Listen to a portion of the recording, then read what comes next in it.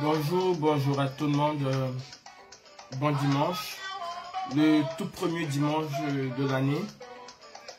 Je vous souhaite beaucoup de santé. Je vous souhaite à tous beaucoup de courage. Je souhaite une bonne année de travail à tous les membres de la brigade anti-Sardina.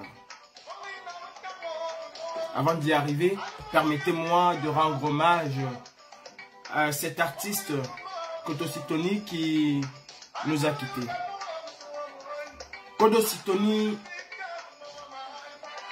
fait partie des artistes qui ont bercé notre vie, notre jeunesse, comme Bargasoukus, comme Petit Pays et bien d'autres. Il s'en est allé dans la misère la plus totale, l'abandon la plus totale. Ailleurs, les artistes sont célébrés, sont honorés à leur mort. Je vous prends un exemple ici. Johnny Hallyday, qui est une icône, qui était une icône, au même titre que Kodo Sitoni était une icône au Cameroun. Les icônes, ce ne sont pas forcément des artistes qui sont interplanétaires, qui ont fait des grandes tournées, qui ont eu de l'argent. Au Cameroun, Kodo était une icône. Et il est parti dans le silence le plus absolu. Dans ce pays où je suis, des artistes de renom, pauvres ou riches, comme ce monsieur, auraient eu des honneurs de la nation, auraient eu l'attention de ceux qui gouvernent le pays, auraient eu l'attention de celui qui prétend être le président de la République. Oui, ces hommes et ces femmes, je pense aussi à Maman Guéa, sont des personnalités qui ont porté haut la culture camerounaise. Et vous comprenez pourquoi la brigade anti-Sardina a eu comme pour premier objectif ces artistes-là, qui eux-mêmes ne savent pas le poids qu'ils ont, ne savent pas ce qu'ils sont. Les artistes, c'est souvent la voix du peuple. C'est la voix des sans-voix. Les artistes, c'est ceux qui font rêver. Kodo Sitoni nous a fait rêver, nous a fait danser. Et malheureusement, il est parti comme un inconnu, comme un rien-ton, comme on dit chez nous. Et je pense que le décès de Kodo Sitoni doit interpeller une fois de plus les artistes camerounais. Hier, c'était le grand Desto qui est parti. Comment est-il parti? Nous avons vu dans ce pays où une personnalité comme Michou, qui était une personnalité du spectacle, est partie et on a vu une première dame à son chevet. On a vu des grands de la République être présents à ses obsèques. Mais chez nous, les grands de la République sont des dieux et en bas, il y a des demi-dieux. Vous, les artistes, vous prenez conscience de ce que vous n'êtes rien et vous ne comptez absolument pour rien dans votre pays. Ailleurs, des artistes sont célébrés. Regardez au Sénégal, Youssou, Pape Sek. Regardez au Mali, Oumoussangare et les autres. Regardez comment ces artistes sont célébrés, sont protégés par leur État. Au Cameroun, un artiste n'est bon que pour les périodes de campagne électorale.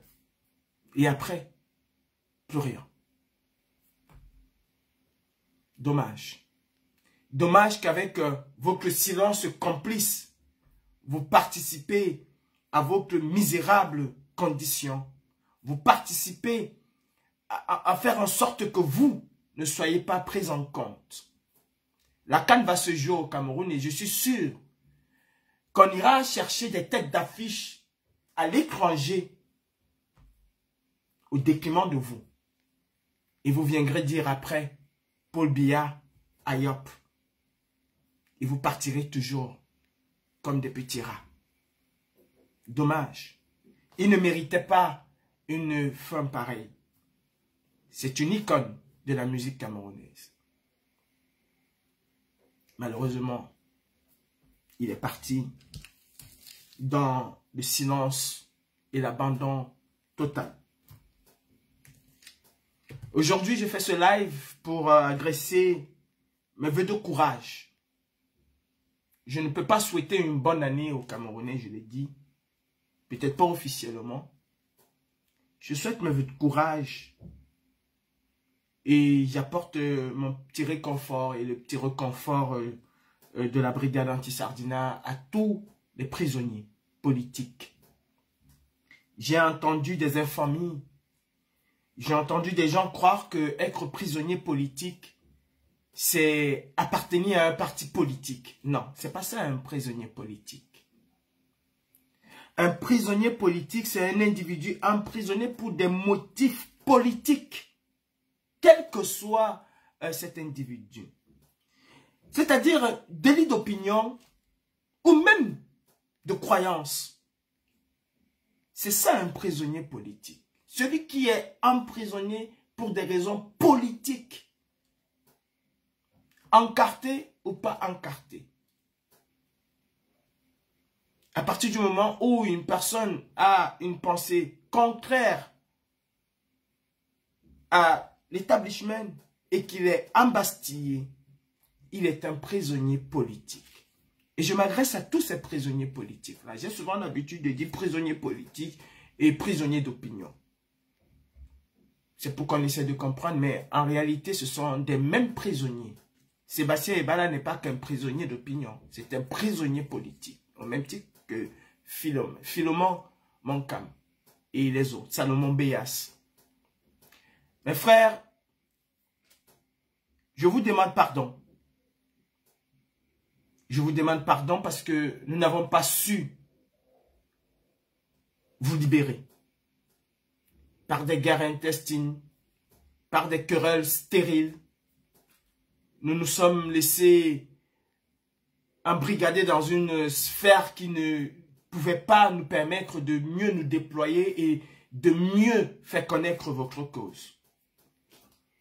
Nous avons laissé la Satrapi faire de vous ce qu'elle voulait. Je vous demande pardon. Et je vous promets qu'en 2022, nous allons rectifier le tir. Vous allez être une priorité pour nous. Votre libération va être une priorité pour nous. Je parle de tous les prisonniers politiques. Et ils sont nombreux. Très nombreux. Il y a même des personnalités qui sont en prison pour raisons politiques et non pour détournement ou quoi que ce soit. Et nous nous battrons pour restaurer un état de droit dans notre pays. C'est important. C'est essentiel même. Je vous souhaite beaucoup de courage pour 2022. Vous avez, pour ceux qui ont été arrêtés en septembre 2020, passé les fêtes de fin d'année. Nous savons que ces fêtes sont sacrées chez nous. De les passer en famille. Ça fait 2 fêtes que vous passez loin des vôtres. Très loin des vôtres. Et il faut beaucoup de courage. Et à vous. Et à vos épouses. À vos amis. Bref. À vos familles. Courage à vous. Sachez que vos frères, vos époux, vos enfants, vos petits-fils, vos cousins, vos neveux, vos cousines, vos tantes, vos mamans ne sont pas emprisonnés pour rien. Ils sont emprisonnés parce qu'ils veulent un Cameroun nouveau.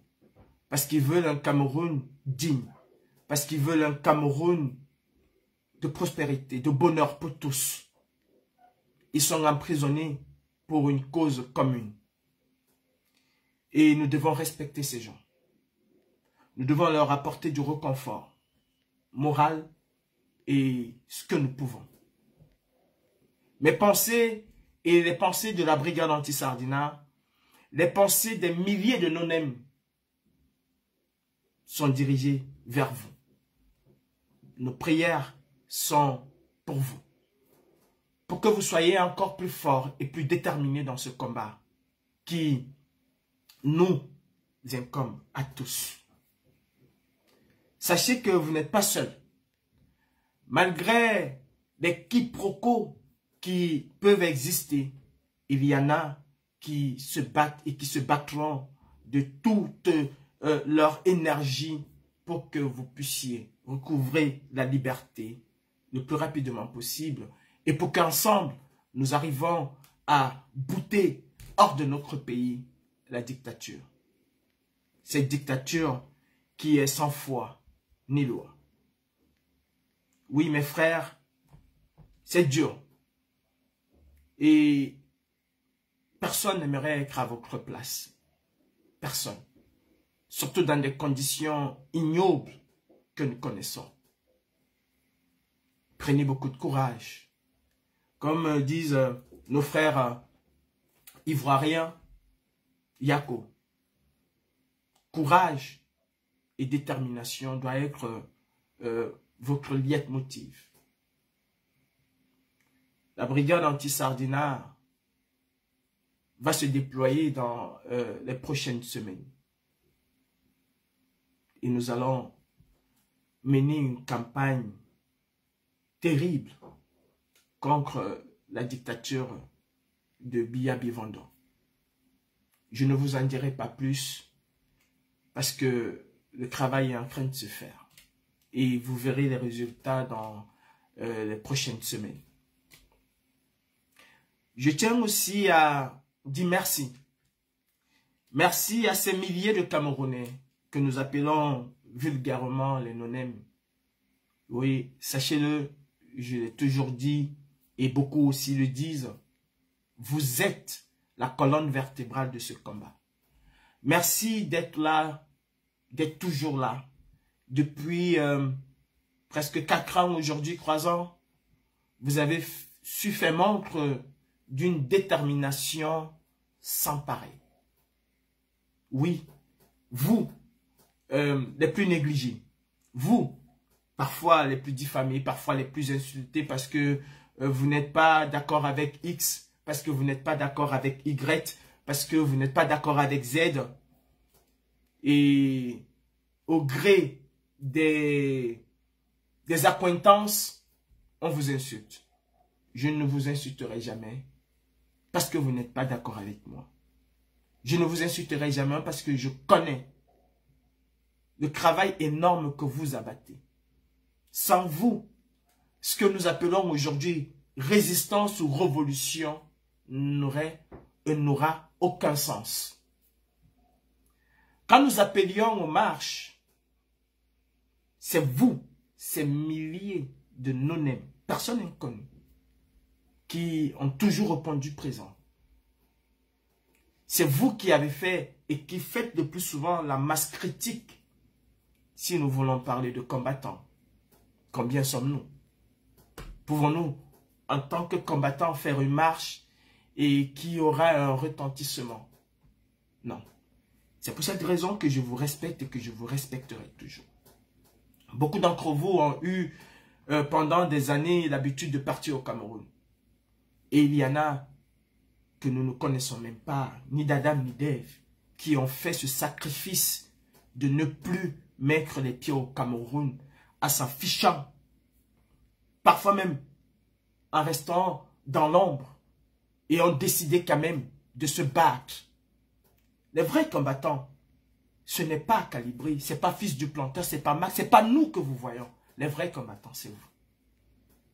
En 2019, au congrès de la FIFA, quand nous sommes allés pour que le Cameroun ne puisse pas organiser la CAN, c'était des personnes, des Camerounais que j'ai trouvés là-bas. Des Camerounais qui ne se sont jamais mis devant un téléphone pour dire quoi que ce soit. Qui m'ont accompagné, qui ont accompagné la brigade anti-Sardinat, rencontré les officiels de la CAF, de la FIFA et d'autres personnes pour tirer la sonnette d'alarme et dire à ces personnalités, on ne peut pas célébrer le football qui est une ferveur populaire dans le sang qui coulent au nord et au sud-ouest du Cameroun. C'est des Camerounais lambda qui m'ont donné rendez-vous, qui ont ouvert certaines portes et qui sont malheureusement inconnus du grand public. C'est pour dire quoi? C'est pour dire qu'il y a des milliers de personnes, il y a des millions de personnes que vous ne connaîtrez même jamais, mais qui se battent beaucoup plus que nous, qui sont visibles. J'appelle chacun d'entre nous à prendre conscience que ce combat que nous menons est un puzzle et chacun d'entre nous est une pièce, un maillon de ce puzzle. C'est comme une chaîne. Plus il y a des maillons, plus la chaîne elle est belle, plus la chaîne elle est grande. Et aucune chaîne, aucun maillon, autant pour moi, n'est indispensable. Chaque maillon a son utilité. Si vous avez une chaîne avec 200 000 maillons et qu'on enlève un seul maillon ou qu'on enlève 10 maillons, ça va rester une chaîne. Ce n'est pas parce qu'on va enlever un maillon de la chaîne qu'elle va cesser de s'appeler chaîne. Chacun fait ce qu'il peut, comme il peut et de la manière qu'il peut. Et nous devons respecter cela. C'est l'apport de tous, c'est l'apport de chacun d'entre nous qui fait la grandeur de la lutte que nous menons. Il y a encore un an, le gouvernement dictatorial de Biyabi Vendôme n'aurait jamais condamné les prisonniers politiques à 7 ans de prison. Il n'aurait jamais fait ça. Il y a 2 ans, ils n'auraient jamais tenté de le faire. Pourquoi ils le font aujourd'hui? Parce qu'ils ont réussi un peu à faire ce qu'ils ont voulu faire. C'est-à-dire, d'une certaine manière, infiltrer la résistance. D'une certaine manière, faire en sorte que de l'intérieur, nous puissions nous disloquer. Aucune organisation dans le monde n'est à l'abri des infiltrations. Aucune. La CIA, qui est l'une des puissantes organisations du monde, est infiltrée. Le KGB a été infiltré. La DGSI en France ou la DGSE a été infiltrée. Interpol a été infiltré. Le Parti communiste chinois même, le plus renfermé au monde, a été infiltré. Qui sommes-nous pour croire que nous ne pouvons pas être infiltrés? Qui? Avec autant de dissensions, de discordes, avec autant de zèle que nous, le plus souvent, nous jetons à la face du monde. Le gouvernement dictatorial de Biya a su faire ce qu'elle sait faire de mieux, diviser pour mieux régner. Et elle a réussi, en quelque sorte, à atteindre certains objectifs. Mais je peux vous rassurer qu'il y a encore des personnes qui sont intègres et qui sont capables d'aller au-delà de ce qui se passe. Mes frères, mes sœurs, mes chers compatriotes camerounais, la lutte que nous menons est une lutte très difficile. Et il y a très longtemps, on vous le disait, s'aimer de beaucoup d'embûches. Les vrais hommes apprennent à s'écouter, à se parler. Dans le dialogue, on arrive à résoudre énormément de problèmes. Le RDPC et la dictature au Cameroun avaient embauché, je vais dire, des mercenaires à leur solde qui avaient pour objectif de déstabiliser la lutte. Voyant que ces mercenaires ont échoué, d'une certaine manière, ce régime dictatorial a quand même infiltré la lutte. Et nous avons tiré la sonnette d'alarme, mais personne ne nous a écoutés. Aujourd'hui, nous constatons tous que les mercenaires du RDPC ont complètement foutu le camp dans la toile. Ils n'existent plus.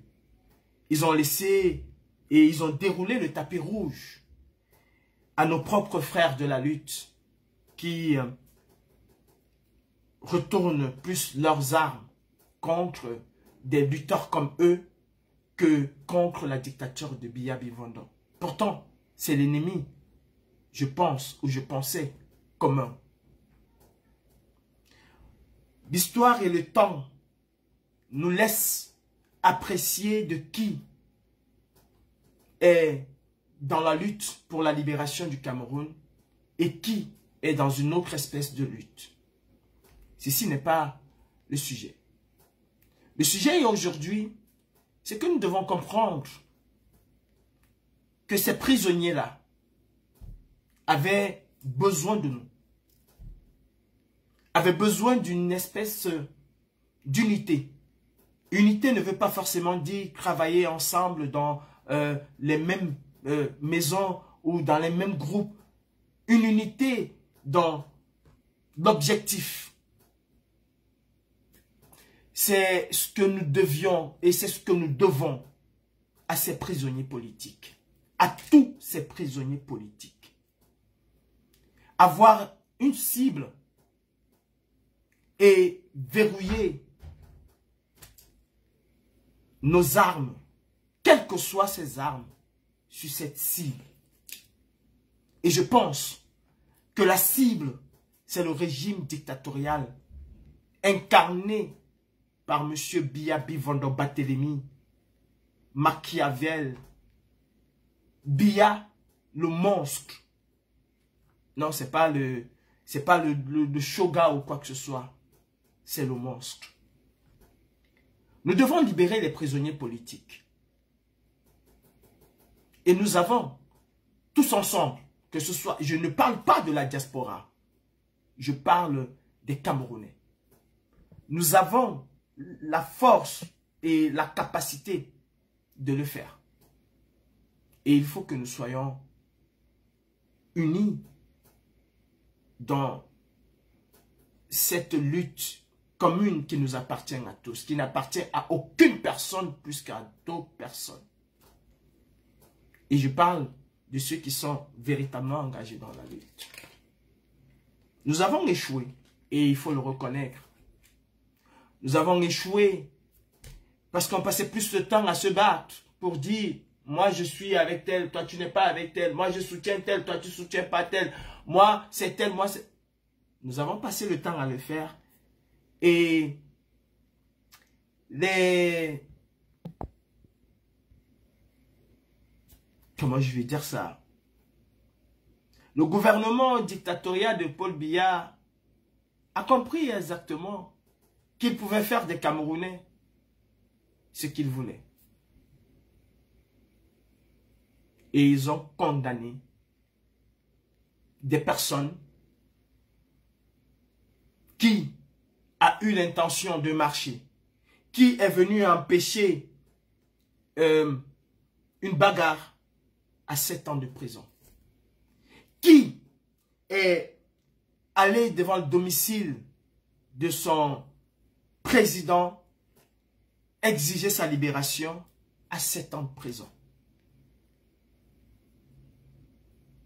Ça veut dire que ce qu'il n'avait pas osé faire en 2018, en 2019, voire même en 2020, parce que nous étions, quoique divisés, mais nous étions encore forts, verrouillés sur la cible.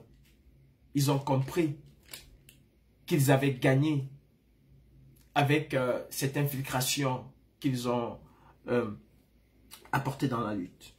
Mais il n'est pas trop tard. Chacun dans son coin, chacun dans son domaine. Il n'est pas trop tard de rectifier le tir.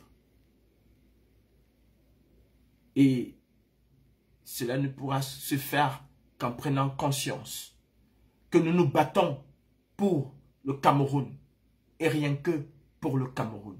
Que tous ceux qui sont en prison se battent pour le Cameroun et rien que pour le Cameroun. Parce que quand on dit que nous allons marcher parce qu'il n'y a pas de l'eau, nous ne disons pas que nous allons marcher parce qu'il n'y a pas de l'eau chez nous, parce que notre parti politique n'a pas de l'eau, parce que notre frère n'a pas de l'eau. Nous disons que nous marchons parce que le Cameroun n'a pas de l'eau. Nous marchons parce que le Cameroun n'a pas d'électricité. Nous marchons parce que le Cameroun n'a pas d'hôpitaux. Nous marchons parce que le Cameroun n'a pas de route. Donc, nous levons pour le Cameroun et rien que pour le Cameroun. Et ceux qui tirent le Cameroun vers le bas sont ceux-là même contre qui nous devons pointer tous autant que nous sommes nos armes. Comme chaque lutte, hein, à la fin, il y aura des bilans. Mais c'est prématuré de faire le bilan d'une lutte avant même qu'elle n'ait atteint même la moitié ou bien la fin. Et il faut avoir l'esprit du pardon. Je reviendrai dessus. Je rends hommage aujourd'hui à un compatriote camerounais qui est décédé dans des circonstances terribles. Un compatriote camerounais qui a perdu l'usage de ses jambes, de ses mains. Et face à notre silence légendaire, ce compatriote-là est parti sans avoir eu justice. Monsieur Bello, c'est Dieu. Tu es parti à la fleur de l'âge. Tu es parti broyé par une dictature. Et tu es aussi parti broyé par le silence des Camerounais. Je rends hommage à un avocat qui a tout fait pour que M. Bello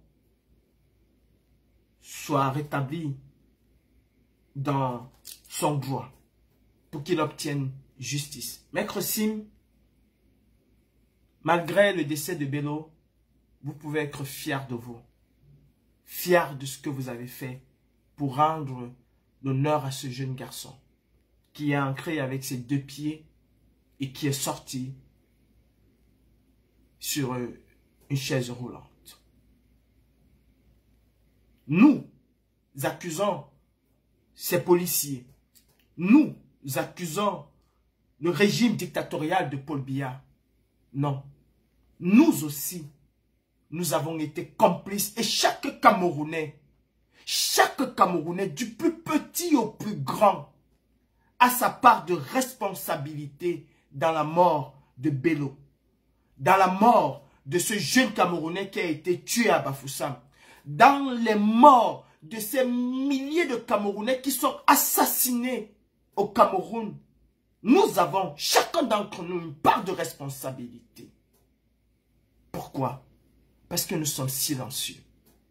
Parce qu'à chaque exaction qu'il y a au Cameroun, ça ne nous concerne pas et on ne dit absolument rien. C'est leur problème. Non.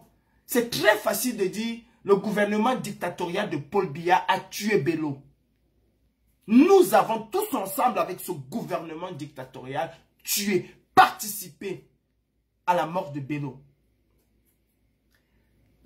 C'est la confession de foi dans l'Église catholique dit « Je confesse à Dieu et je reconnais devant mes frères que j'ai péché en pensée, en parole, par action et par omission. » Le fait que nous omettons volontairement de ne pas dénoncer ce qui se passait ou ce qui s'est passé avec Bello ou avec d'autres Camerounais, nous avons aussi péché. Même dans l'oubli, on pêche. Sauf que nous n'oublions pas. Nous le faisons volontairement. Nous refusons. Sous prétexte que nous avons peur de faire la prison. On se tait. Alors, chaque Camerounais doit se sentir responsable de la mort de Bello. Ne fuyons pas nos responsabilités. Ne jetons pas cette responsabilité rien que sur le régime dictatorial de Biya Bimvando. nous avons une part de responsabilité. Aujourd'hui, c'est Bello. Avant, hier, il y a eu un jeune Camerounais qui a été assassiné par un policier à Bafoussam. Avant Bello, il y a quelques jours, il y a eu un jeune Camerounais qui a été assassiné dans un commissariat au 9e arrondissement à Douala. Et on peut en compter des cas et des cas comme ça. Et nous sommes toujours silencieux. Toujours silencieux. Parce qu'on dit, si on parle, on va nous mettre en prison.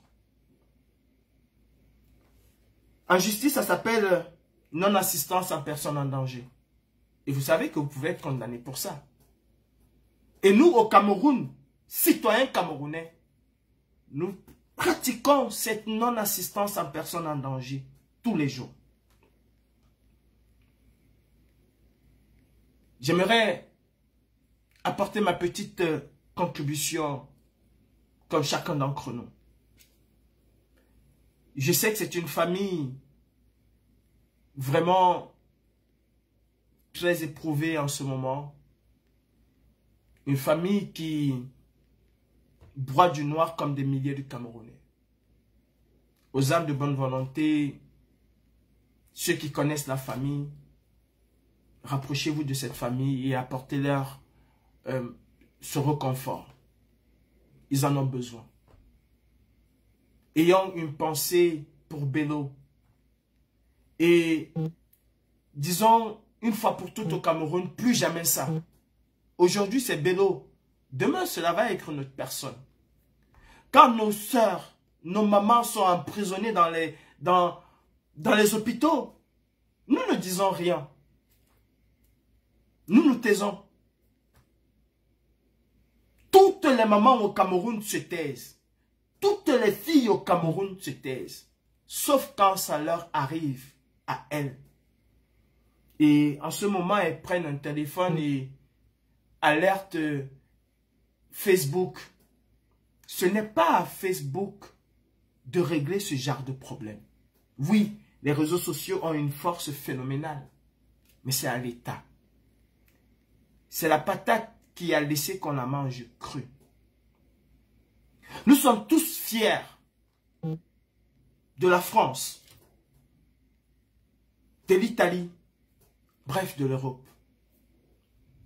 Sachez que dans ce pays, ou dans ces pays-là, on ne pouvait pas s'opposer au roi. On ne pouvait pas. On ne pouvait pas regarder le roi droit dans les yeux. On ne pouvait pas se plaindre. Mais face à la misère du peuple, face à la barbarie que subissait le peuple a décidé de manière unilatérale de s'affranchir et de déposer le roi. Le peuple savait qu'il allait être massacré, qu'il allait être blessé, qu'il allait être tué. Mais le peuple a décidé, en son âme et conscience, qu'il était temps d'arrêter cette barbarie.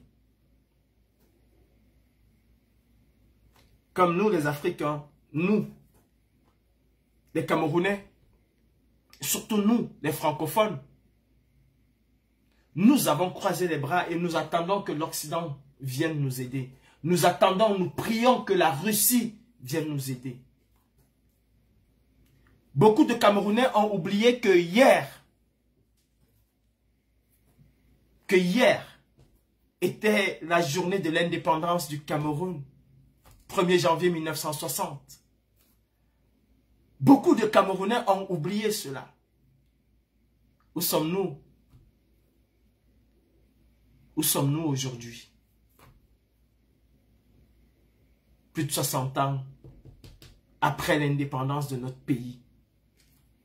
N'avons-nous pas grandi pour toujours attendre que ce soit les Occidentaux qui viennent faire à notre place? N'avons-nous pas grandi?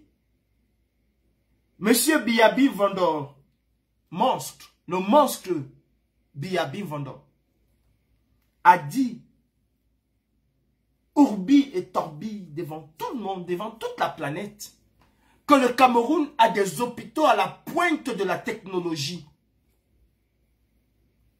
Il ose le dire que le Cameroun a des hôpitaux à la pointe de la technologie. Il ment éhontément aux Camerounais en le regardant droit dans les yeux comme un arracheur de dents. Pire même encore qu'un arracheur de dents. Et nous applaudissons. Pourtant, ce même Biya Bimvando est incapable de se faire soigner dans un hôpital à la pointe de la technologie au Cameroun.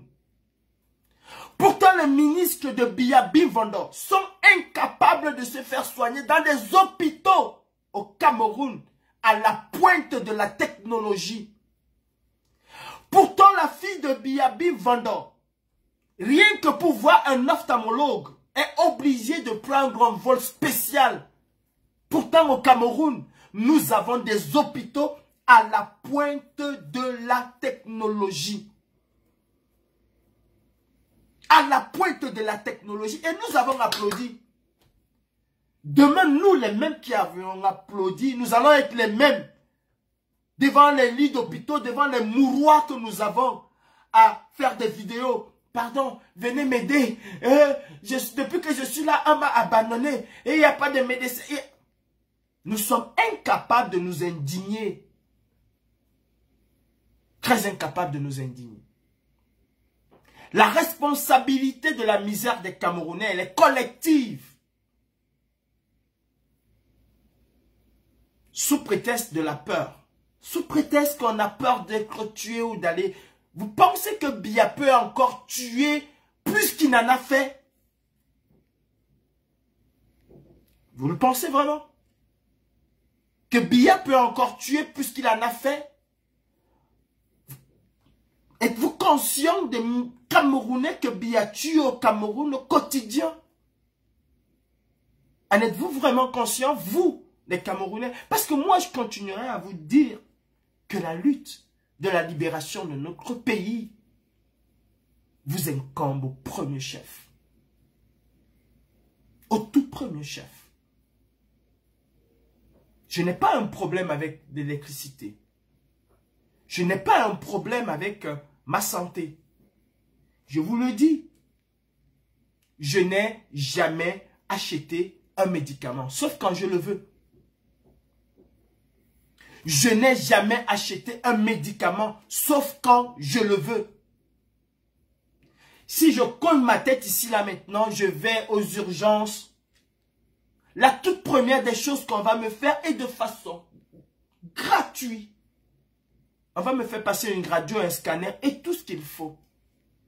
Sans chercher à savoir qui paye. Si j'ai une carte vitale ou pas. Je n'ai pas les mêmes problèmes que vous.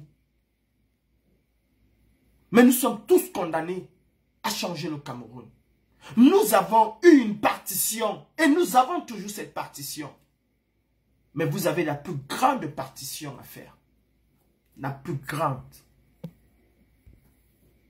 C'est à vous qu'incombe le changement au Cameroun.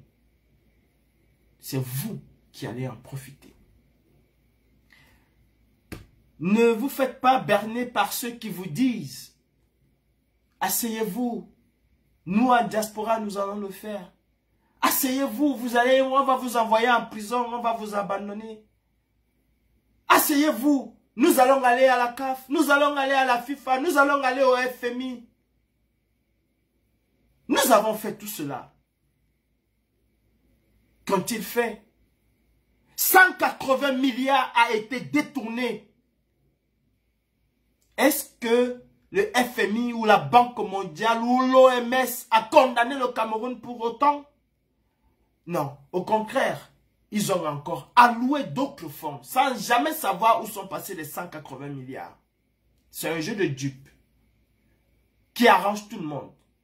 À partir du moment où chacun a ses intérêts et que le peuple camerounais ne se décide pas à se battre lui-même, les Européens, les Occidentaux en général, vont parfois sortir quelques petites lignes pour dire « Ah, le gouvernement dictatorial, le gouvernement de Paul Biya ne respecte pas les droits de l'homme. » Les Américains diront « Paul Biya, fais attention, tu ne respectes... » Et nous allons applaudir « Ah, les Américains, Les Américains, on dit que les Américains vont frapper Paul Biya. Si nous ne prenons que la période de 2018 à aujourd'hui, qu'ont fait les Américains vis-à-vis de ce régime, qu'ont fait les Anglais face à la barbarie, face à la tuerie de masse, face au génocide qui se passe au nord et au sud-ouest. Qu'ont fait les Anglais? Ont-ils renvoyé l'ambassadeur camerounais? Non, ils ont gardé leurs bonnes relations. Qu'a fait la France? A-t-elle rappelé son ambassadeur? Non, elle a gardé ses bonnes relations. Parfois, pour contenter l'opinion publique, nationale ou internationale, on sort quelques mots et on s'arrête là. Et nous, les Camerounais, nous tombons là-dedans. C'est à nous de nous battre. Personne ne se battra à notre place. Personne. La vie deviendra de plus en plus chère. Malgré nos divergences aujourd'hui, pour la plupart, nous vous avons dit que la vie de 2019 ne va pas être la même vie que celle de 2018. Elle va être plus chère. Vous avez dit, ah, c'est vos affaires. Nous vous avons dit qu'en 2020, vous allez broyer du noir. Vous avez dit, allez là-bas. Nous vous avons dit qu'en 2021, vous allez encore plus broyer du noir. Vous nous avez toujours dit, allez, va là-bas, c'est pas mon problème. Et vous avez vu qu'aujourd'hui, en 2022, c'est encore une catastrophe. En 2008, les jeunes Camerounais se sont indignés pour la vie qui était extrêmement chère. Aujourd'hui, la vie est encore beaucoup, 3 fois plus chère que 2008. Et on a trouvé un ennemi commun, la Covid.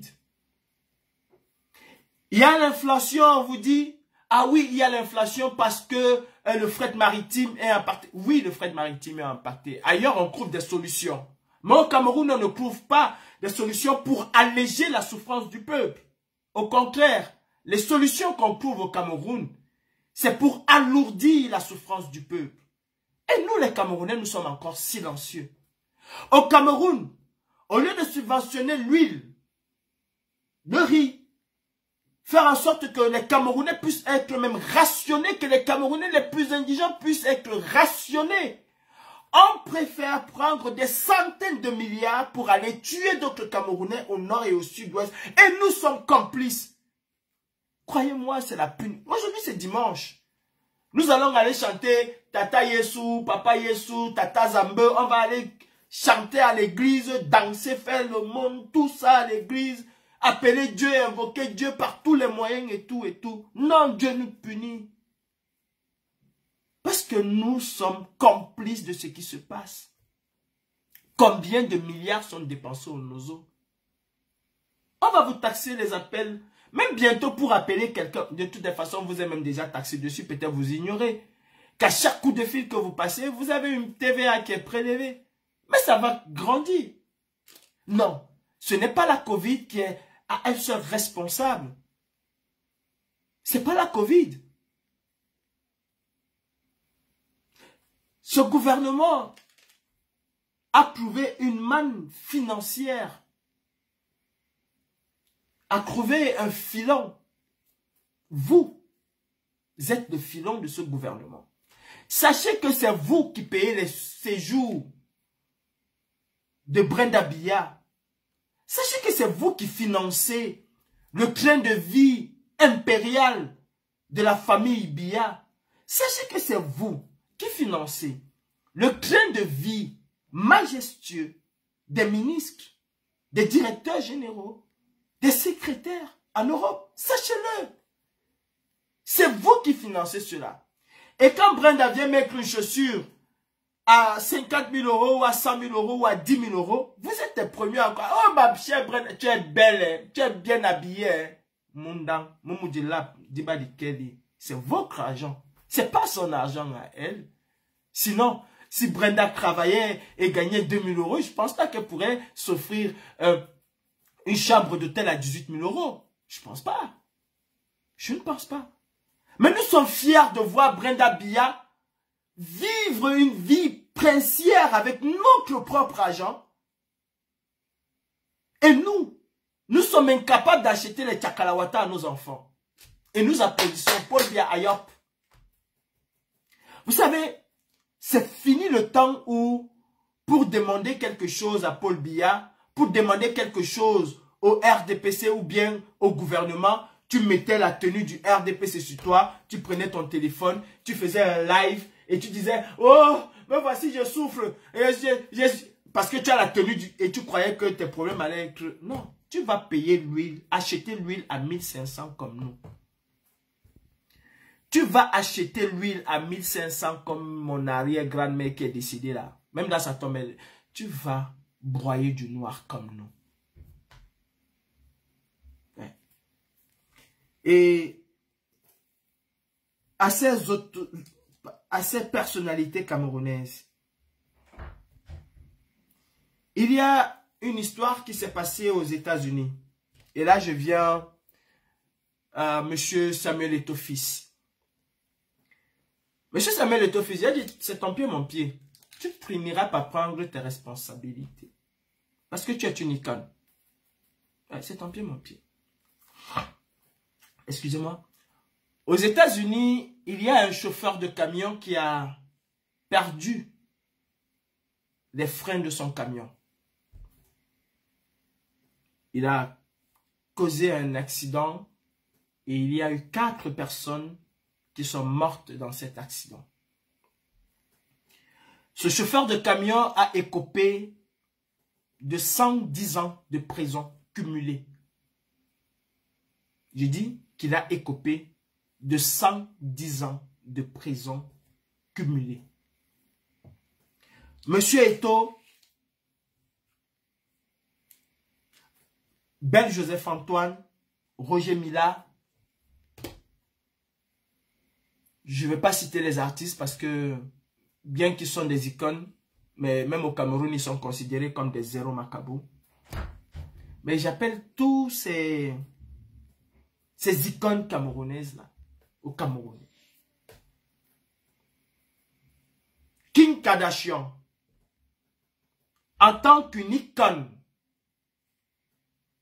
a fait un message sur son compte Twitter pour dire: Monsieur le gouverneur, vous devez annuler cette condamnation. Vous devez gracier, réduire cette peine-là. Elle a écouté avec beaucoup d'émotion ce chauffeur qui pleurait, qui disait qu'il n'avait jamais fait du mal de sa vie, que ses frères l'ont lâché et qu'il ne pouvait rien contre cela. Le ministère public l'a condamné à 110 ans de prison parce qu'ils ont estimé qu'il aurait pu engager sa voiture sur la bande d'arrêt d'urgence qui pouvait freiner son camion. Nous sommes des hommes. Nous sommes des hommes.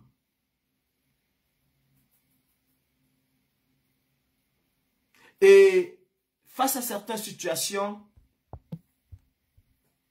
on n'a pas la même réflexion que celui qui n'est pas dans le champ de l'action. Ce gars, malheureusement, a tué 4 personnes. Il a été condamné à 110 ans. Kim Kardashian, du haut de sa stature d'icône, elle est une icône. Elle est une icône. Comme toi, Samuel Eto'o. Elle a fait un post sur son compte Twitter. Cela n'a même pas fait un mois. C'est l'une des réductions des peines les plus spectaculaires que les États-Unis n'ont jamais eues. Parce que des personnalités se sont agglomérées au message, se sont greffées au message de Kim Kardashian. Et le gouverneur a décidé de ramener cette peine à 10 ans de prison. Et Kim Kardashian n'étant même pas satisfaite de cela, quitter de 110 ans à 10 ans de prison, elle veut même aller jusqu'à l'abolition des peines planchées. C'est ça le rôle des icônes. Samuel Eto'o. Et je vais vous montrer cette vidéo avant de continuer.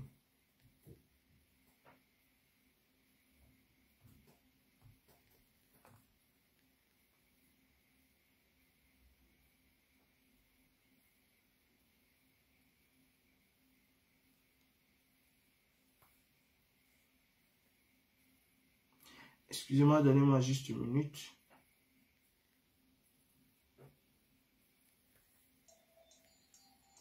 Voilà la vidéo.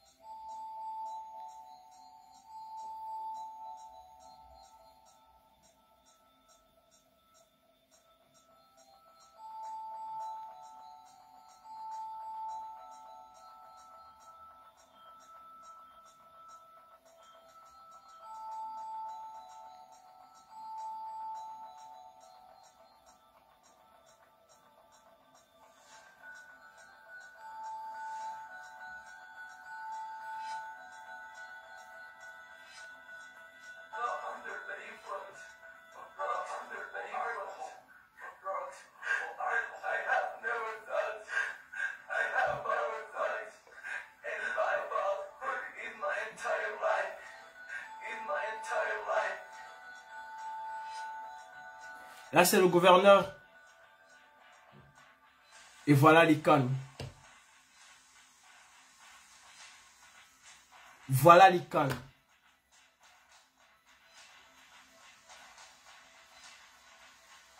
Sa peine a été commuée de 110 ans à 10 ans de prison.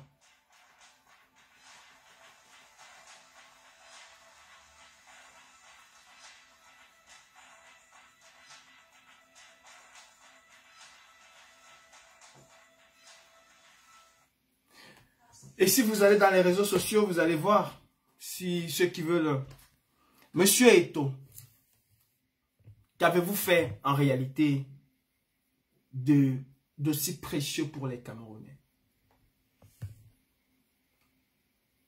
Qu'avez-vous fait en réalité d'aussi précieux? Kim Kardashian ne connaît pas ce bonhomme.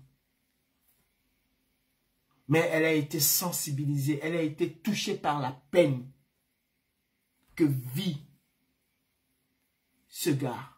Oui, il a eu un accident. Il y a 4 personnes qui sont décédées. Oui, il doit payer d'une certaine manière. Et ça nous ramène encore à une histoire rocambolesque qui est au Cameroun et que tous les Camerounais sont silencieux. L'histoire de Ténor. Je n'ai aucun problème contre Ténor. Ténor, voici quelqu'un qui, dans un accident, a tué 4 personnes, qui a écopé de 110 ans de prison. Les juges camerounais doivent voir cela. Il a écopé de 110 ans de prison. Ses frères l'ont lâché, exactement comme Ténor a perdu le contrôle de ses frères l'ont lâché, je ne sais pas. Et il a tué dans un accident une personne. Accident involontaire. Assassin, ou bien c'est meurtre involontaire ou c'est assassinat involontaire, je ne sais pas comment le qualifier. Mais il y a une personne qui a perdu sa vie. Ténor, lui, il est en liberté. Et il nargue même la justice camerounaise en allant offrir des denrées aux prisonniers où il devait normalement se retrouver. Lui, il est en liberté. Aucun Camerounais, aucun. Nous sommes complices. Mais Eto'o, je reviens là-dessus. Monsieur Eto'o, pour ne parler que de toi. Je suis sûr que Bello qui est mort, qui est décédé, était fan d'Eto'o à mort. Pouvait mourir pour Eto'o. Le Bello qui est décédé là. Eto'o, as-tu porté la cause de Bello quand tu as vu ce jeune homme, quand tu as vu pour la première fois de ta vie, et peut-être pour la première fois au monde, des os humaines sur un homme vivant, que tu as vu l'os d'un homme vivant, quelqu'un qui a ancré avec ses 2 pieds, ses 2 mains, est ressorti avec des os. Est-ce que tu t'es senti concerné par cette histoire? Je suis sûr que c'était un de tes fans. Monsieur Eto'o, le rôle des icônes, c'est aussi ça. C'est porter la voix des sans-voix. Et Kim Kardashian n'est pas plus icône ou iconoclaste que toi, Eto'o. Comment peux-tu rester aussi silencieux? Comment pouvez-vous? Comment pouvez-vous rester aussi silencieux face à tout ce qui se passe au Cameroun? Des personnes condamnées à 7 ans de prison. Des mamans condamnées à 2 ans, 1 an, 3 ans de prison juste parce qu'elles ont dit qu'elles veulent un Cameroun nouveau. Comment pouvez-vous? Et nous, Camerounais, comment pouvons-nous accepter ce genre d'offense? Ténor, dans un accident, est responsable de la mort d'une Camerounaise. Il est en liberté. Il fait ses tournées à travers le monde. Il était sorti soi-disant pour se faire soigner. Ce que n'a pas eu, ce que n'a pas bénéficié Mamadou Mota. Ce que n'a pas bénéficié Mamadou Mota. Mais lui, il est sorti et il n'est plus jamais revenu en prison. Au nez et à la barbe de la famille de sa victime. Mais celui qui était assis dans son salon, qui s'imaginait que dans 1 ou dans 2 heures, j'irai marcher, est condamné à 7 ans.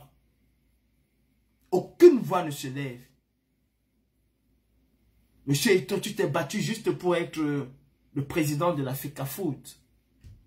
C'est une bonne chose. C'est une très bonne chose. Sois le président de la FECAFOOT. Et je pense que l'ambition ultime arrive. Elle envoie. Je pense que les Camerounais doivent retenir de toi en tant qu'icône ta capacité à te battre pour les plus démunis. Ta capacité à te battre pour les opprimés. Ta capacité à te battre contre l'injustice. D'où qu'il vient. Que ce soit du gouvernement, que ce soit de l'opposition. Et il y a eu des Camerounais qui ont été assassinés par des policiers. Même pas un petit message de réconfort à ces familles-là. Même pas une prise d'opposition en tant qu'icône pour dire plus jamais ça dans notre pays. Et Eto'o, oui, tu as écouté. Les Camerounais t'adorent. Mais tu es une fiotte.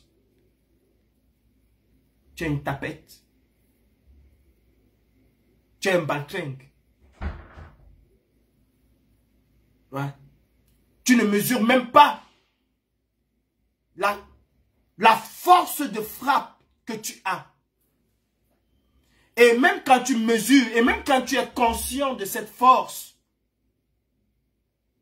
ce n'est que pour assouvir tes propres intérêts. Eto'o, Kim Kardashian et tous ceux qui se sont greffés là-dessus, c'était pas pour leur intérêt. Ne pense pas que réunir des milliers de Camerounais et leur donner un billet de 10 000, c'est plus important. Et toi, moi, je préfère que tu ne donnes même pas un radis à qui que ce soit et que tu portes les causes perdues. Ça fera de toi encore une superbe personnalité. Tu veux être George Weah? Mais fais comme George Weah. Au Libéria, il y a un petit garçon qui a ramassé 50 000 € et qui a restitué ces 50 000 € à son propriétaire. George Weah a fait de ce petit garçon l'emblème de son pays. George Weah a honoré ce petit garçon. On a besoin d'avoir un Eto'o qui a des gestes, qui prend aujourd'hui à l'apogée de sa vie des gestes, qui prend des positions fortes. Dénoncer l'injustice n'est pas aller contre l'État, monsieur Eto'o. Dénoncer l'injustice que subit tes frères n'est pas aller contre l'État. Dénoncer des policiers qui tuent impunément des Camerounais dans les commissariats n'est pas aller contre l'État, c'est améliorer le fonctionnement de l'État.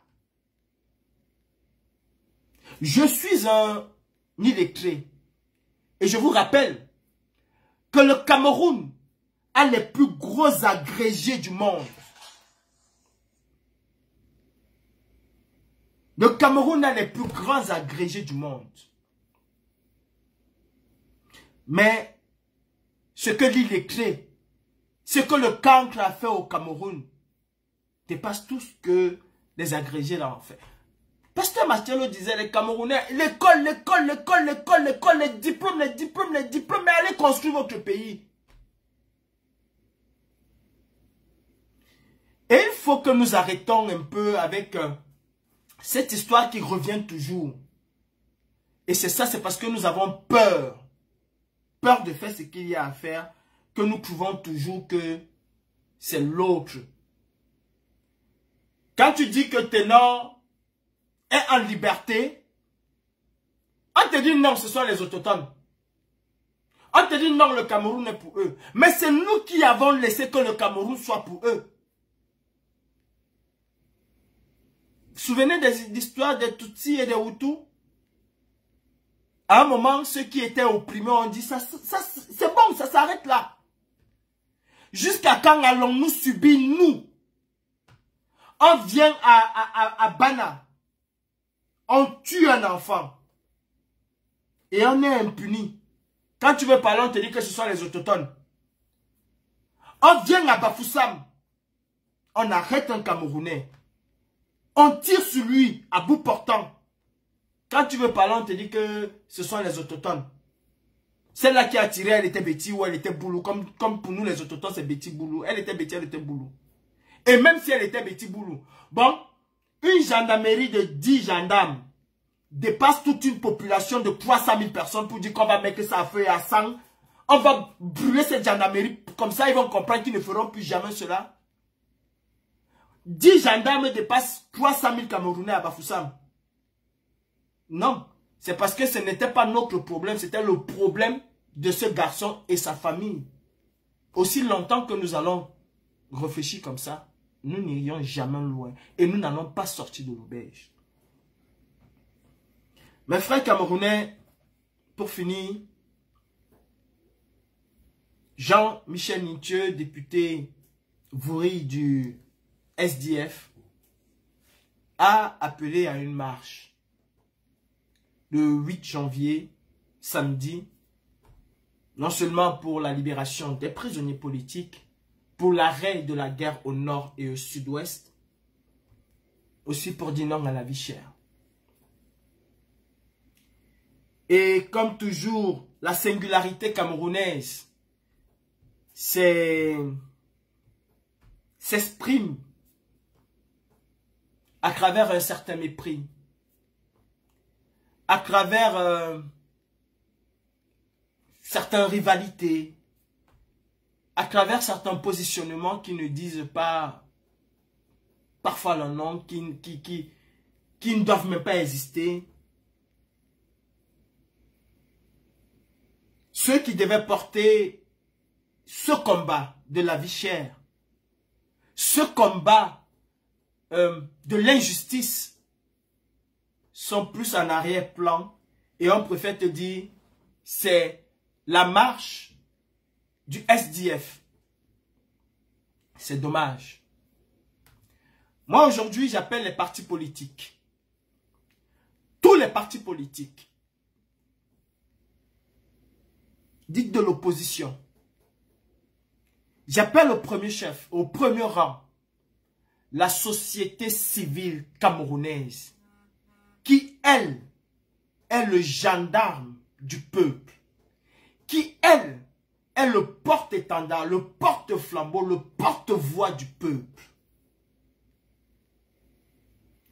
a fait corps avec ce député afin que nous ayons une véritable marche au Cameroun.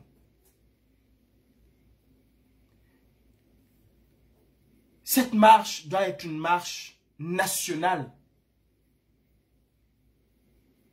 Et vous, les hommes politiques et de la société civile en premier, vous avez un rôle déterminant à jouer.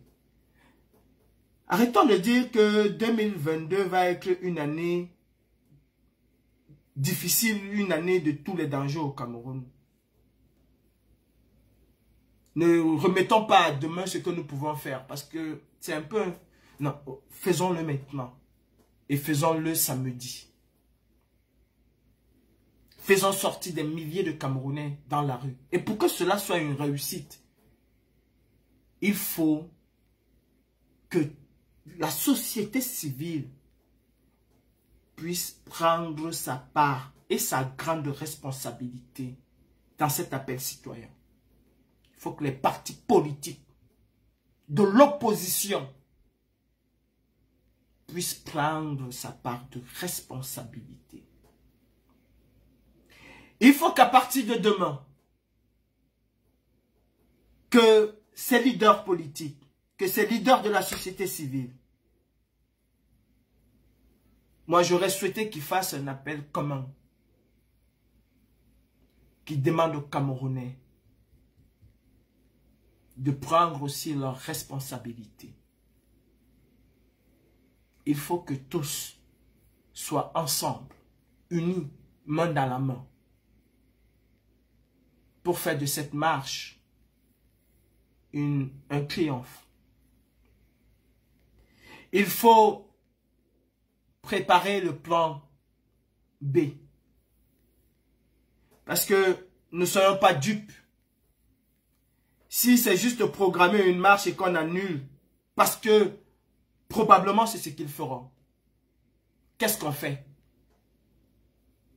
Alors moi j'appelle les sauveteurs, j'appelle les Bensikineurs, j'appelle les Camerounais lambda, j'appelle tous les Camerounais. Ne vous laissez pas leurrer par l'organisation de la CAN. Ne vous laissez pas leurrer par le football. La CAN va durer un mois. Et après un mois, ça va passer. Ces infrastructures que vous voyez là, allez regarder un peu à Oyema, allez regarder un peu au Gabon ou bien dans d'autres pays. Qu'est-ce qu'on va en faire? Qu'avons-nous fait d'abord des stades qu'on avait? Est-ce que ces stades ont été entretenus? Non. Ce serait encore même une aubaine pour ces gens-là de se faire de l'argent. Si nous croisons les bras, après la CAN, qu'est-ce que Paul Biya va faire? Il va faire arrêter quelques 2, 3, 4 personnes, il va mettre en prison et on va oublier tout ce qui s'est passé. Hein. Il va arrêter quelques personnes, il mettra en prison, on va oublier. La CAN, nous aimons, nous adorons le football. Après la CAN, vous allez vous faire soigner à la Quintini gratuitement. Après la CAN, vous allez pouvoir avoir de l'argent pour envoyer vos enfants à l'école gratuitement comme il est prescrit. Après la CAN, le prix de l'huile ou de la sardine ou de la tomate ou je ne sais pas quoi reviendra à 600 ou à 700 ou à 4, je ne sais pas. Battons-nous aujourd'hui pour un avenir. Battons-nous pour l'avenir de nos enfants. Prenons chacun nos responsabilités. Il y en a qui me diront, viens te battre. Je vous ai dit tantôt que je ne souffre pas. Je m'achète ce que je veux. Je mange à ma faim. Ce que je veux, quand je veux, comme je veux. Je me soigne gratuitement. Quand j'achète un médicament, c'est que j'ai voulu l'acheter. Ah oui. Mes frères, mes sœurs de la diaspora, toutes tendances confondues,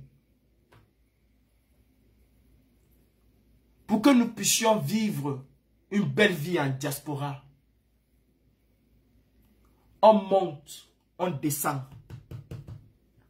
Tôt ou tard, nous allons appeler nos frères au Cameroun à prendre leurs responsabilités, à s'affranchir.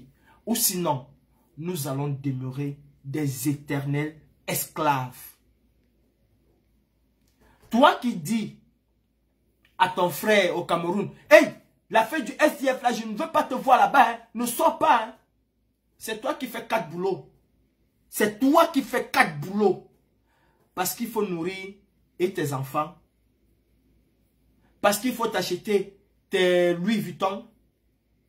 Parce qu'il faut envoyer 2 boulots au Cameroun. Tu penses que tu fais du bien à qui? À eux qui sont au Cameroun ou à toi qui es ici en Europe? Tu te tues au travail. Tes enfants sont considérés comme délinquants parce qu'ils sont délaissés. Je parle de toutes tendances confondues. Tes enfants sont considérés comme délinquants parce que tu ne leur apportes pas l'éducation qu'il faut. Tu es toujours en train de courir entre le travail. Tu es obligé, toi la femme ou l'homme, de te prostituer parce que tu as besoin d'argent pour envoyer au pays. Parce que quand ta mère est malade, quand ton père est malade, il faut 200 000, il faut 1 million, il faut 500 000. Tu te bats comme un malade pour envoyer l'argent au pays. Oh, tu es dans un pays où l'enfant est à Marseille. Quand son père est malade, il dit, mais va à l'hôpital. La première des choses même, appelle les urgences. L'enfant est à Marseille. Son père appelle que j'ai mal à la tête. Dès qu'il raccroche, il appelle les urgences que voilà, telle rue, appartement, machin. Il y a un monsieur qui est malade ou bien mon papa est malade et tout. On va le chercher, on l'amène, on le soigne. Cherche pas à savoir qui va payer. Mais c'est toi qui fais 4 boulots. C'est toi qui dis à tes frères, hein, je ne vais pas vous voir dans les affaires de politique. Mais tu participes d'une manière ou d'une autre à cette politique-là. Tu participes d'une manière ou d'une autre. Quand vous nous voyez marcher, vous dites, les perdus, les ceci. Nous sommes tous, j'ai dit tous autant que nous sommes, de l'opposition, du gouvernement, nous sommes tous des esclaves. Et nous n'allons jamais, nous en diaspora, avoir une vie saine tant que notre pays ne changera pas. Sardina, Tontina, pas Sardina. Tant que notre pays, le Cameroun, ne changera pas, nous allons demeurer des esclaves. S'il y a 10 millions de Camerounais, je suis parti trop loin. S'il y a 4 millions de Camerounais dans la diaspora, il y a peut-être 2000 ou même peut-être 1000 Camerounais qui peuvent vivre bien. Tout le reste sont des esclaves. Esclaves de leur propre famille qu'ils ont laissé au Cameroun. Esclaves de leur propre famille qu'ils ont laissé au Cameroun. Quand on te voit venir au Cameroun, tu viens comme le chef d'État. Tu viens comme la reine, la princesse. Si seulement tes frères pouvaient savoir que tu te prostitues pour celles qui le font, pour aider leur famille. Et c'est un sacrifice énorme. Je ne vous insulte pas. Hein.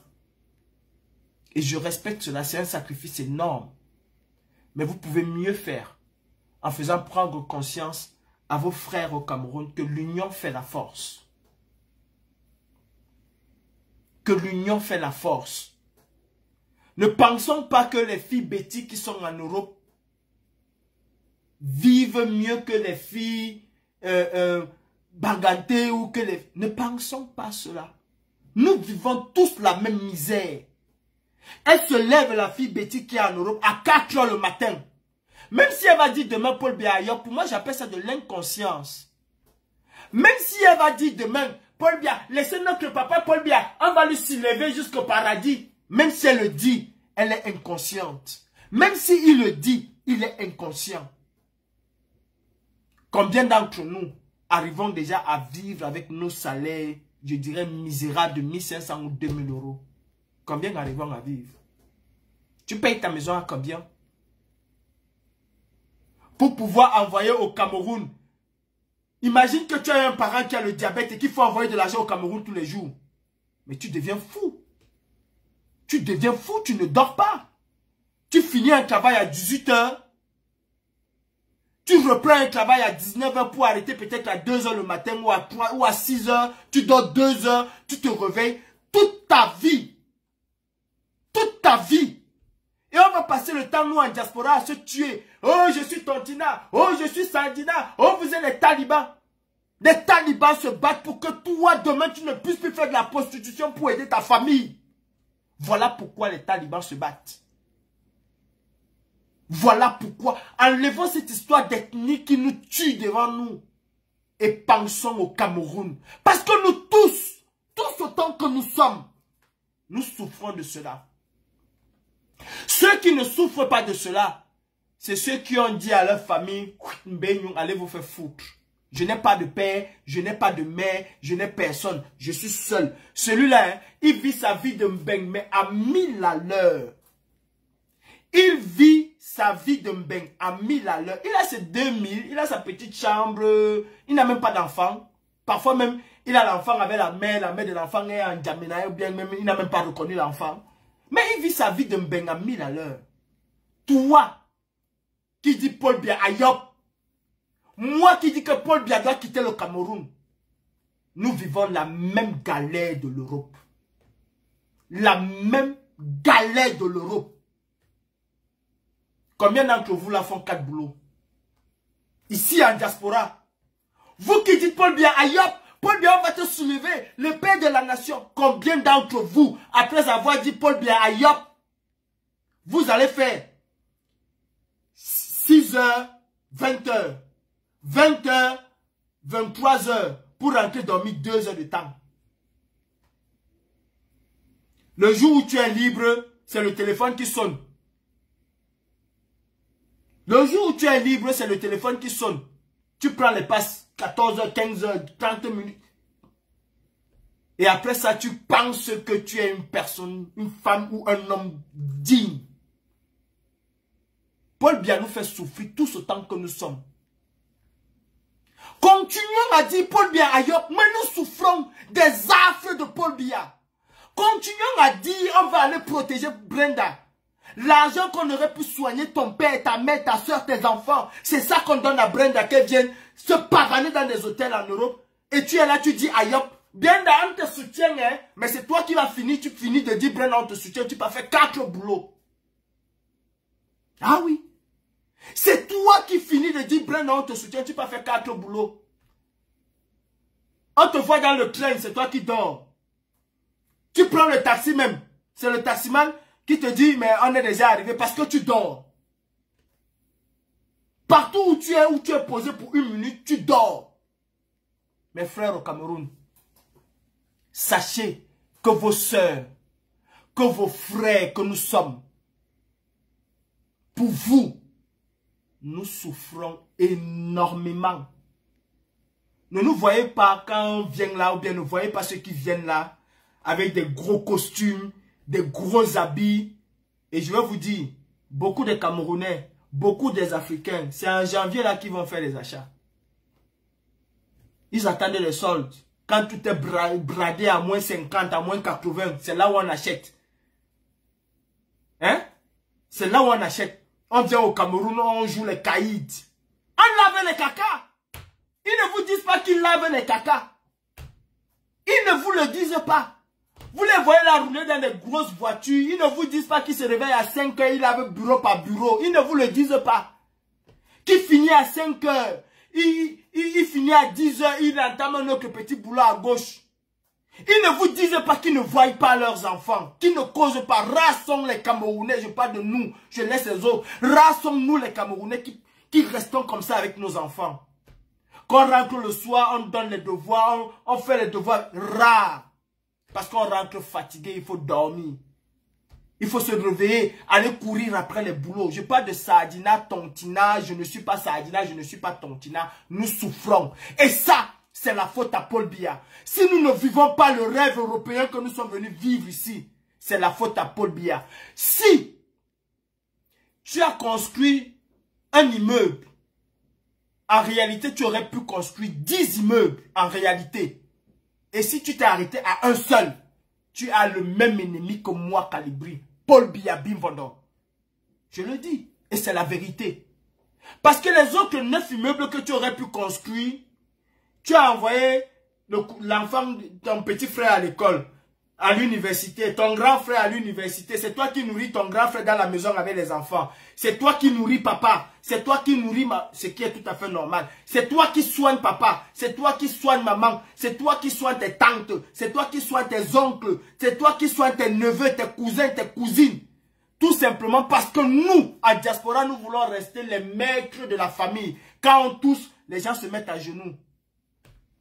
C'est de l'hypocrisie. Et pour cette hypocrisie-là, pour ce petit titre de maître, de roi ou je ne sais de quoi, nous sommes capables, nous, de sacrifier l'avenir de nos enfants.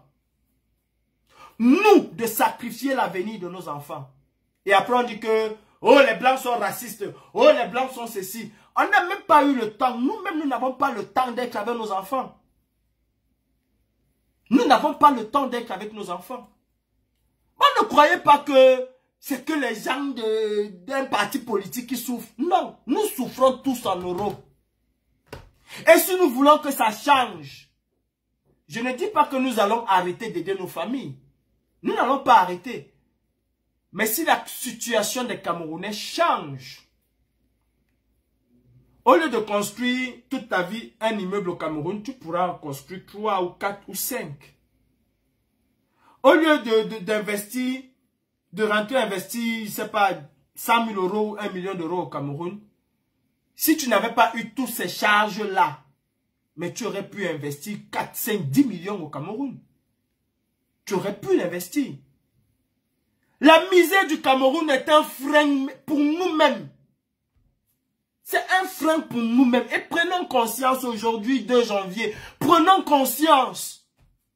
Prenons conscience que ce régime-là nous détruit tous autant que nous sommes. Quand tu invites boire le champagne à l'ambassade, tu prends les grandes photos avec l'ambassadeur. Ouais, j'ai été reçu à l'ambassade. Après demain, quand tu sors de l'ambassade, tu pars laver le bureau. Tu es plongeur. À 14 h, tu es plongeur à X. À 17 h, tu es gardien de nuit à tel endroit. À 22 h, tu es ici à tel endroit. Mais on va te voir dans des grands trucs avec des chaussures. It's not life. Les Italiens qui ont fui se sont battus. Les Italiens qui ont émigré aux États-Unis se sont battus. Que les Italiens restés à l'intérieur puissent s'affranchir. Et c'est pour ça qu'ils ont prospéré. C'est pour ça qu'ils ont prospéré. Les Chinois qui ont immigré se sont battus que la Chine devienne un État fort. Mais nous, Camerounais, tout ce temps que nous sommes, nous nous battons que nous soyons les tétés de la famille. Pourtant, s'il y avait les petits tétés dans la famille, les petits tétés, si tu dépensais par mois ou bien par an, si tu envoyais au Cameroun, si le Cameroun change, et que tes frères que tu as envoyés à l'école, chacun travaille. Si tu as envoyé 20 000 euros au Cameroun par an, mais tu vas te retrouver en train d'envoyer 5 000 euros au Cameroun par an. Mais c'est déjà de l'économie pour toi. Une très grosse économie. C'est déjà de l'économie. Et quand tu te retrouves en train d'envoyer 5 000 euros, si tu faisais 4 boulots, tu te dis non, maintenant je peux juste conserver 2 boulots. Ça me laisse aussi le temps d'être avec mes enfants, de jouer, d'éduquer, de parler, de causer, de voir ma famille, de profiter de ma vie. Mais non. Paul Biya, aïe hop, on va te soulever. Le matin, on finit de soulever Paul Biya. On va travailler. Et quand on travaille, même on le maudit. Quand on t'appelle au Cameroun, Anti, c'est comment? Il y a la mère qui est malade. Vous aussi, vous allez nous tuer. Vous ne savez pas que l'argent ici, ce n'est pas facile. Vraiment, c'est quel pays ça même, non? Comment les gens souffrent comme ça dans ce pays? C'est toi qui le dis, mais après, c'est toi qui viens de voir les réseaux sociaux. Paul Biya, aïe hop, on va tous lire dans le calendrier chinois. Même dans le calendrier araméen, nous allons lire ensemble. Chacun de nous, nous allons lire. Ceux qui se battent, ceux qui ne se battent pas, nous allons lire. Et pour arrêter de lire, prenons conscience que notre pays doit changer. Peut-être pas par les mêmes méthodes que X ou Y, mais il est temps que nous, Camerounais, nous prenons conscience que notre pays doit changer. Parce que sinon, nous de la diaspora, nous allons tous rester des éternels esclaves non affranchisés. Ou bien affranchisés mais qui refusent de s'affranchir. Mes frères du Nord et du Sud-Ouest, mes frères anglophones, courage.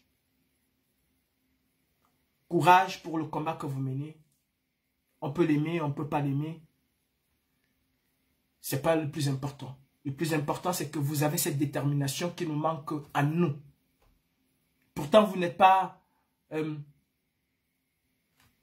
en symbiose entre vous. Pourtant, vous n'êtes pas unis comme on le pense. Mais vous êtes unis contre un adversaire commun. Et c'est ce qui nous manque à nous. Beaucoup de courage. Et je souhaite de tout cœur que cette année 2022 soit une année de libération.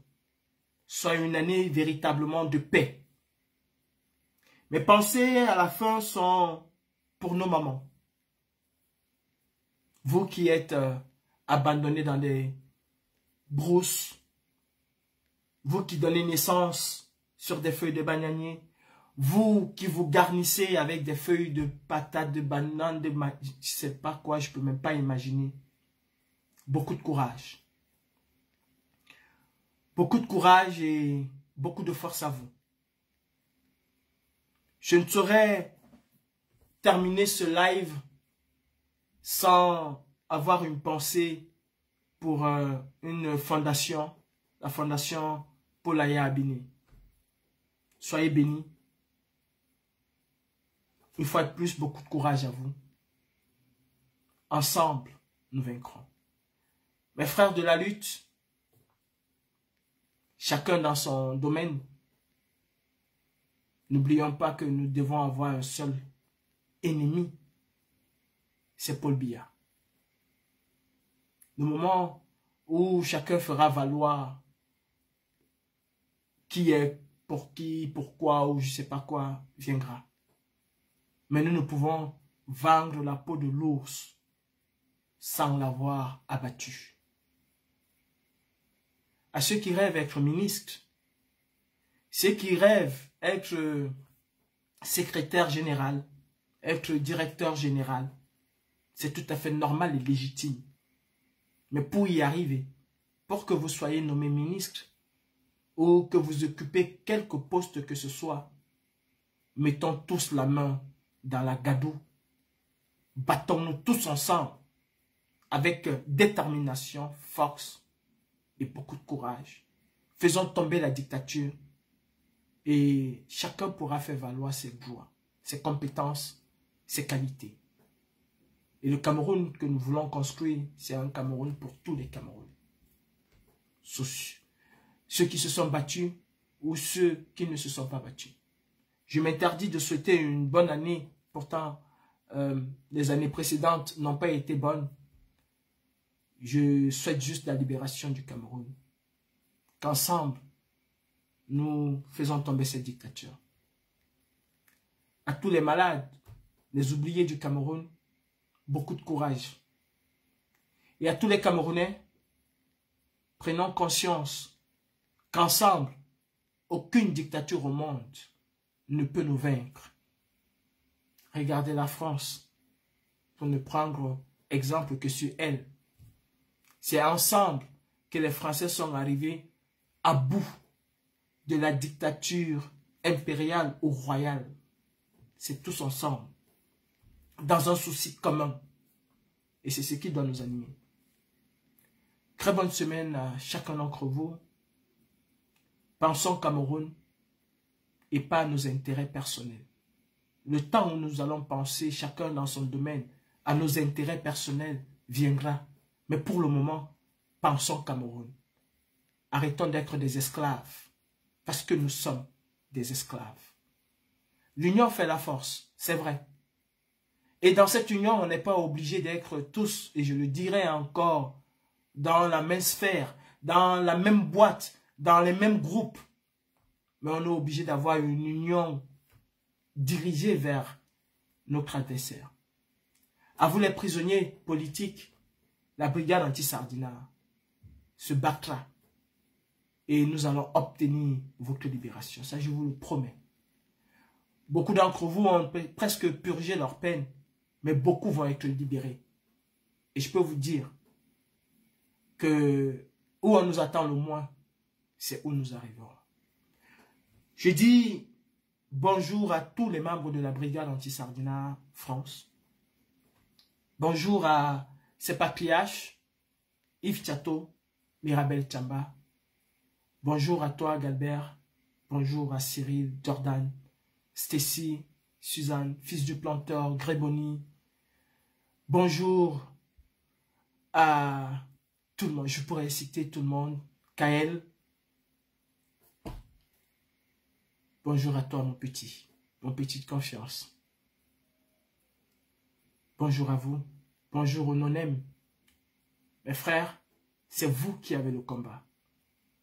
Et pour 2022, s'il vous plaît, verrouillons tous autant que nous sommes nos armes sur la cible. Et chacun est libre, mais très libre, de venir au champ de bataille avec l'arme qu'il juge utile, l'arme qu'il sait manier le plus. Katana, fusil, bâton, cocktail molotov, cajot de tomates, œufs pourris, balai, arbre de la paix, canne de jumeaux, jujube. Si tu estimes que c'est une arme et qu'elle peut servir, alors n'hésite surtout pas à t'arrimer. Ensemble, nous allons faire. On dit, on ne sait pas le caillou. Quand on lance les cailloux, on ne sait pas le caillou qui tue l'oiseau. Bonne journée, bon dimanche à vous. Aujourd'hui, prenons des résolutions fermes et battons-nous pour le Cameroun. Et rien que pour le Cameroun. Et après, on se battra pour qui est beau, qui est bon, qui peut pas.